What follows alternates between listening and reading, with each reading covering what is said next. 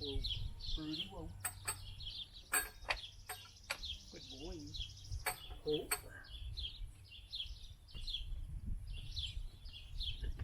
Oh. Good boy.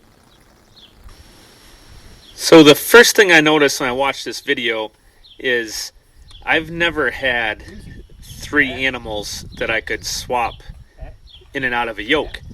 So I've never found myself in this situation where I had to do this. But it looks like Rob has done it a few times before, and seems to have it down pretty efficiently. Knows just how to do it. The second thing that's immediately clear is that this team has a lot of time in the yoke. The more you work a team, the more calm, cool, and collective they are, and the more relaxed they are as they go about following their commands.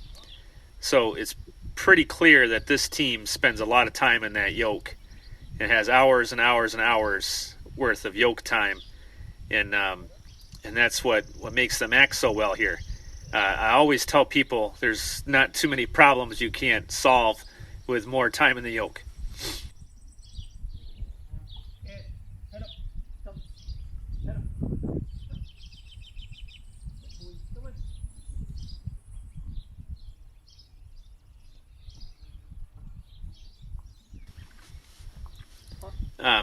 I like how Rob speaks softly, talks to them in a normal voice.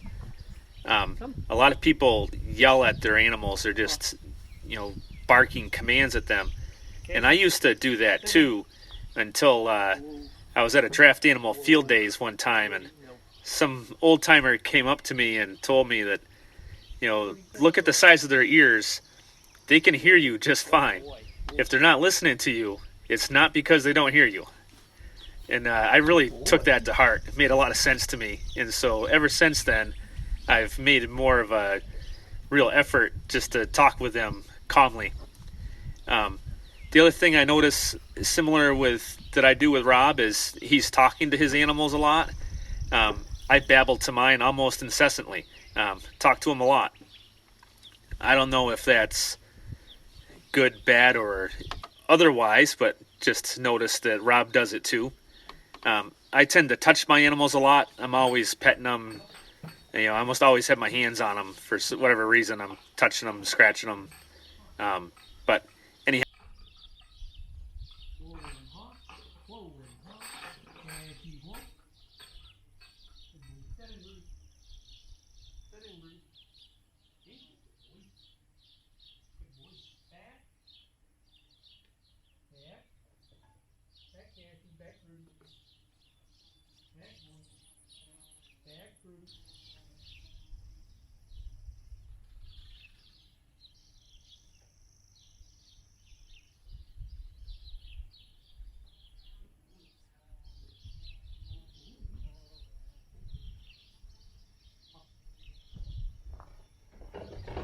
Now, the thing that really stood out that I do differently from this video is when you're turning them, you're trying pretty hard to keep them off the pole and make them both sidestep. Just one bit there where they don't quite do what you want, you stop them, correct them, and then proceed again. That's perfect. That's just the way you should do it. I don't worry too much about making mine sidestep like that. That's what a judge wants to see. If you're showing at a fair or a competition, the judge really wants to see you sidestep like that and keep them off the pole. For me, I work mine out in the woods pulling logs. My judge is the size of the log pile at the end of the day, not whether or not they bumped the pole. So if you watch a video of me turning my team around out in the woods with the log arch on, you'll see my inside ox will maybe be bumping the pole a little bit, and the outside one will put his butt way out and kind of walk around in a circle instead of sidestepping. And that's okay. I don't care. As far as I'm concerned, as long as you're getting the job done, then you did it right. And so I don't want to waste time stopping and sidestepping. Good boy. I just want to say G and have them go right.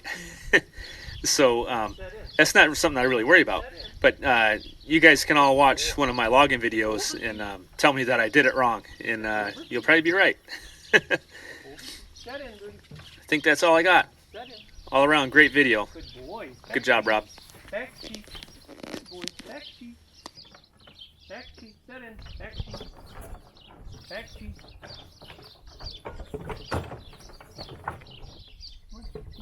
Now hold. Back one. Rudy, set in. Back. Now hold. Whoa. Good boy. Whoa. Good boy. Good boy. Hey, step a little, huh? Cassius, come a little, huh? There we go. Come up, boys. Up. Up.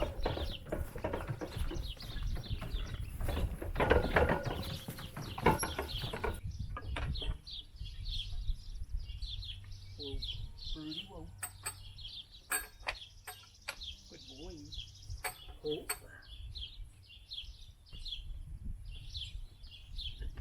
Whoa.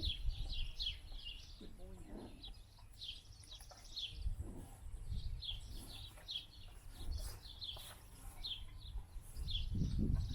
Zuzi. Back. Back. Back. Back. Back. Huh? Huh. Huh. Yeah, get up. Come on. Yeah, get up. Yeah, get up. Whoa. Okay, so what's your overall impression of this first video? Excellent.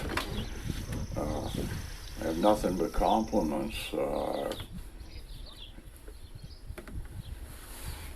You have complete management, and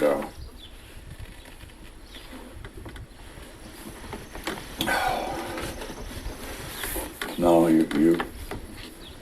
it's just excellent. Your team is well trained, and they're verbally trained. It's and you use the whip as a guide, which is you're doing great. It's been a long time since I've driven a big team or an old team, I know it. but you've done a great job. And I need to work on the sidestepping with the calves that we've got now. I haven't done that. They gee and haw with the pole and everything, but they've never learned the real sidestep. So I have nothing but the highest compliments for you. One suggestion, you're getting along fine, but what we did, we hung a pulley up over your barn doors, and if you got a little set of pulley blocks, it works good because of to lessen the weight. But you let that hang down and you hook your yoke to it and you pull it up, and then you just drive your team underneath it and let it down on them and you put your bows on. And the same thing when you take it off, you drive them up and you train them to stop right under there, and you just have to have a ring or something on top of your yoke to run your hook down, take your bows off and pulling them up. It just it makes it very takes the weight off. Yeah. And I'm sure your team would respond easily to that. The team we had before, it was right in the doorway going into the barn, and sometimes when they'd go up, they think they'd ought to walk through underneath and go into the barn, but that was just a matter of training them to stop there. But it's just with heavy yokes, if you wanted to, it might be something you want to try, but you're doing an excellent job with them. I'd be interested to know how old the team is. all full of compliments. Yeah, I really like how organized and thought out he was. You know, in this video, everything you did, you had a plan and you executed it according to plan, and you communicated with your cattle in a way that they're very used to and comfortable with. Everything from his body position to the way you used the whip was well thought out. There wasn't anything spontaneous about it, and the cattle stayed relaxed and calm, and this was a routine operation for them. You made it look easy, and they did too. So I like that. And I like your calmness. I speak up louder when I'm giving commands, but I think your method is better. If you can keep the volume down, that's good. But you're doing great. Yeah. You've had some good training too. Right. Now, if I'd be curious to see how they would react if you're working at a greater distance. You know, if you were loading and you were back behind the wagon and you needed them to step up, and then stand, I bet you they would do well. But they definitely look to where you are standing in relation to where they're supposed to move. That's one thing I noticed. Yeah. But really well done. Very well. A couple extra comments. I was very impressed with your ox car. It's beautiful. And I was impressed the fact that you keep your whip with you at all times. Because my theory is that whip is a steering wheel, the brakes. You're communicating with that all the time. And you're great ox teamster. Buddy. Good boy. Step a little, huh? Cassius, come a little, huh? There we go. Come up, boys. Up.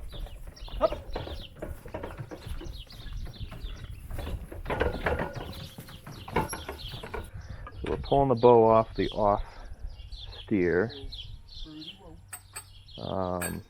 Putting the pin and the washer up on the post. Looks like everybody's tied up right now. I'd shy away from stepping under the yoke, and the only reason I say that is because your animals it looks like these animals are really well behaved. They have no intention of hurting you, but if they get hit in the face with something or stung on the nose or a horse fly and their heads come down, it could hurt you pretty bad. Alright, so it's unhooked and backing up without the lead, which is great. And the near steer's just standing there, so he's still hooked up to the yoke. And I like the idea of having the yoke on the hitching post. That's kind of cool.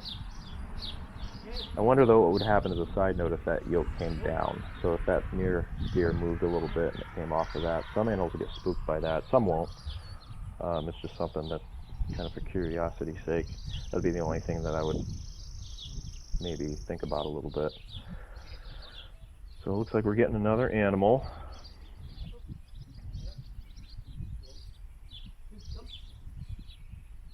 And these are nice calm animals. They're just standing there chewing their cud. They're not stressed at all or anything.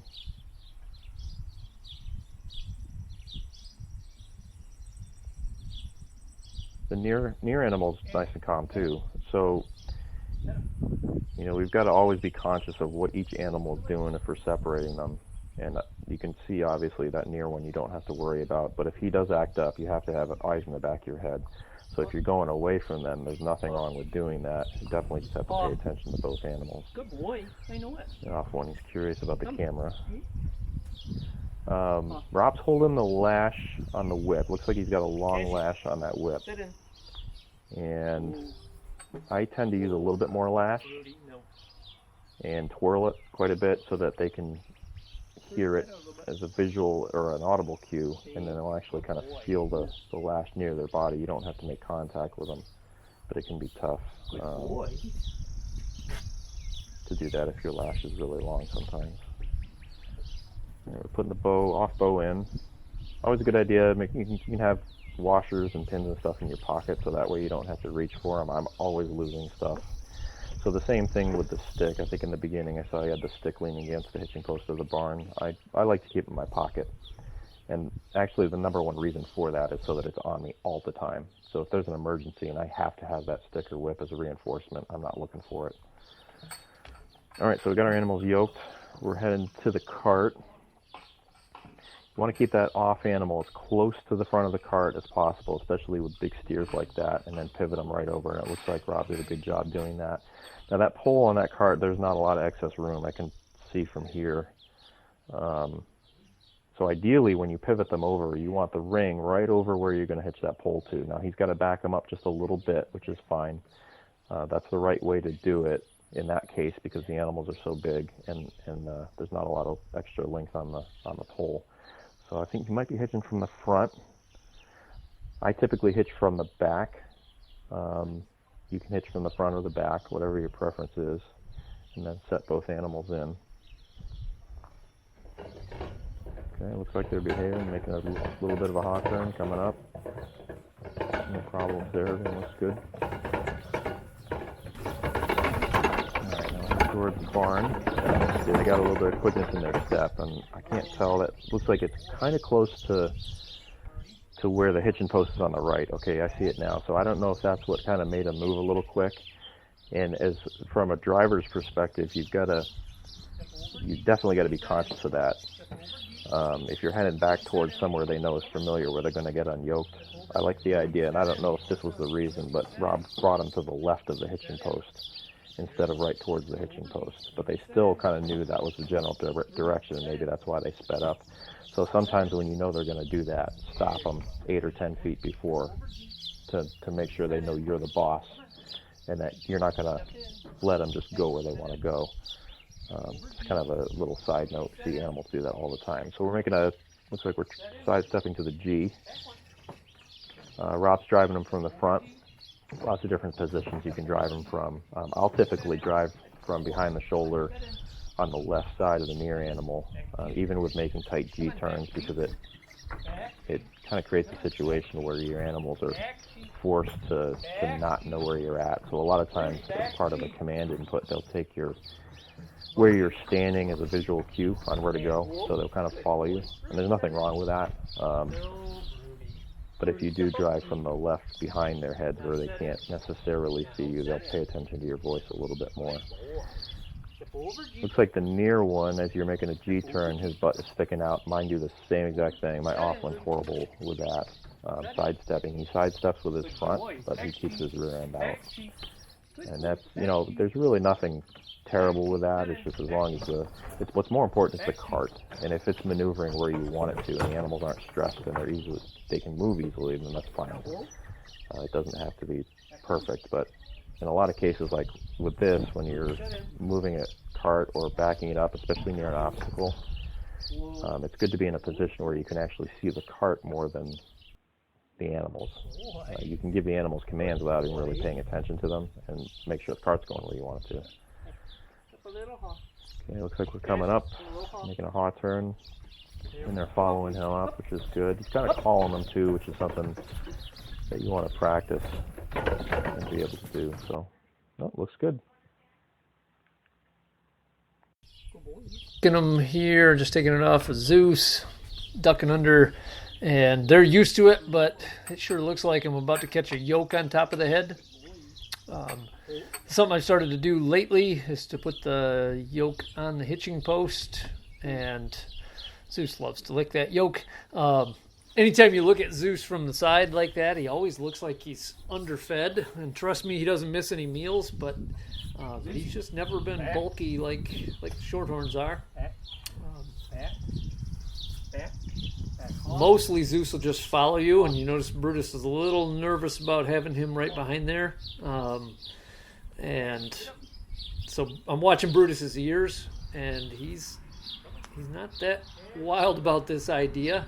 He doesn't seem like he's stressed about it, but he's always turning that ear and listening. I think when a car goes by or something like that, he always assumes if he's at the hitching post and a car goes by, it's probably the vet going to show up and stick him with a needle. I like to try to park somebody drive somebody else up in to tie them up. Every time we get out, all three of them get out at the same time. It just keeps somebody from being inside the fence, bellowing or saying, nah, nah, boo-boo, you have to work and I don't. So now Zeus is ready to go. Cassius is trying to catch a little bit of a snack.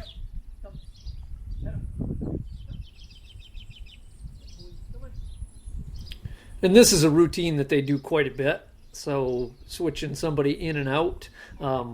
In a second here, Cassius is, I'm trying to consciously not stress him when he's nervous about the cameras up on a tripod, up on a water tank.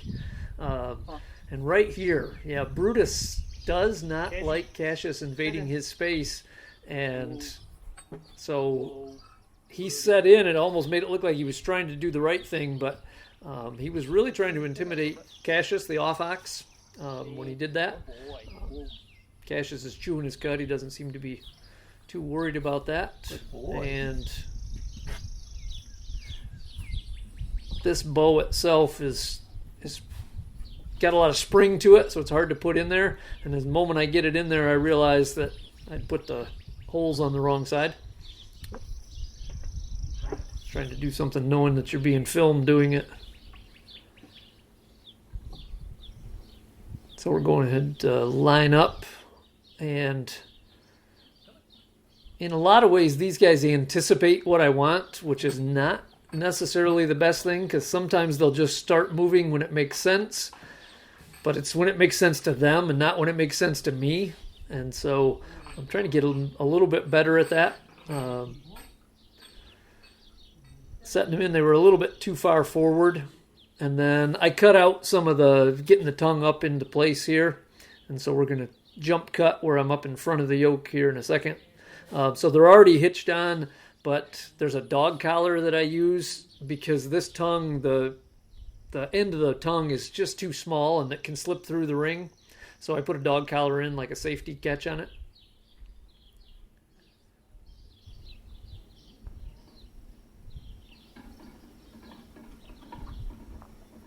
And heading away from the hitching post and away from the road, they go pretty slow and calmly. Here it's a little bit of a downhill, and so they always gain too much speed. And I haven't come up with a good way to stop them from doing that, because their noses end up right against the barn. I guess if I stopped them halfway down the hill and made the yoke ride up then we could probably slowly, calmly do that. This whole sequence here feels like it's taking an hour because they sometimes sidestep better than this, and this is not one of their better goes at it. And I notice as I'm listening to it that I've got this constant chatter, and half of it is instruction to them, and half of it is I'm just rambling, and I think I would be better if I shut up a little more and just gave them the command. And if it's the command, we do it, and if it's not the command, then I stop talking about it. But they seem to filter that out. It's not like it's stressing them out. I just think it's not a clear definition of what they're supposed to do. And so we've been working a lot on the sidestepping with the cart lately. And I was watching somebody else's video on All Things Oxen about teaching a team to sidestep, and I thought that was great. And I had these guys out after this up next to a barn trying to get them to sidestep. And without a cart or a tongue or a chain in between them, they really struggled to do it. And so I think that's, at 8 years old, I think I ought to teach them to do something. So maybe we'll go back to trying that a little more. I think it would make the driving with the cart a little bit better. And we fork manure out of their shed pretty often, and so standing there is no problem. When I go back to load the cart, I can be back there for 5 or 10 minutes shoveling into it. Give a little scratch for doing a good job and standing there. And then we're ready to go, and I was just worried about them clipping Zeus with the cart, so I thought I would call them to me and get them to step a little bit to the haw side, and then we're off. Come on, boys. Up.